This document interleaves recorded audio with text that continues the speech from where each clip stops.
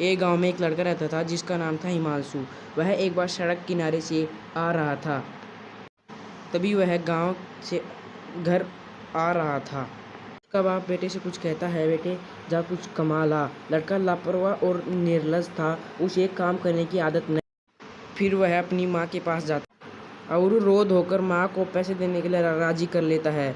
बेटे का यह दुख माँ से देखा नहीं जाता और उसे कुछ रुपए दे देती।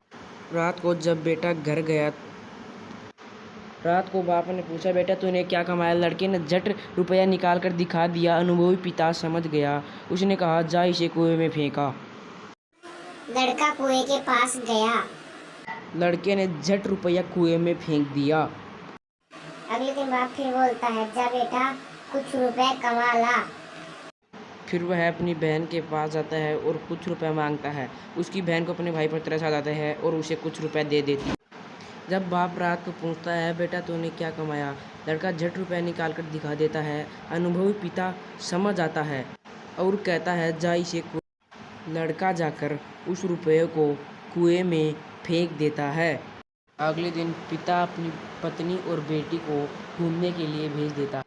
अगले दिन फिर पिता अपने बेटे को बोलता है, जा बेटे कुछ कमा ला। फिर एक बूढ़ा व्यक्ति उसके पास जाता है और बोलता है, बेटे तुम दुखी क्यों हो? फिर लड़का बोलता है, दादाजी मुझे कुछ काम चाहिए, वरना मेरे पापा मुझे खाना नहीं देंगे।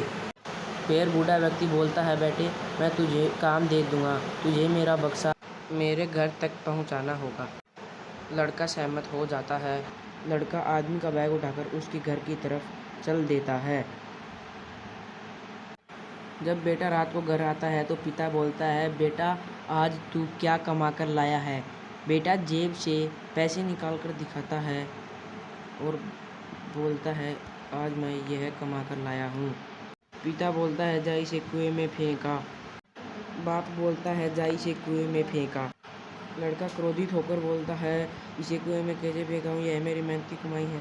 इसे कमाने के लिए मेरे हाथ पैर और कंधे दुखने लगे हैं। मैं इसे कुएं में कैसे फेंक सकता हूँ? आप क्या बात कर रहे हैं? फिर पिता बोलता है, आखिर तुम्हें मेहनत की कमाई के बारे में समझ ही आ गया।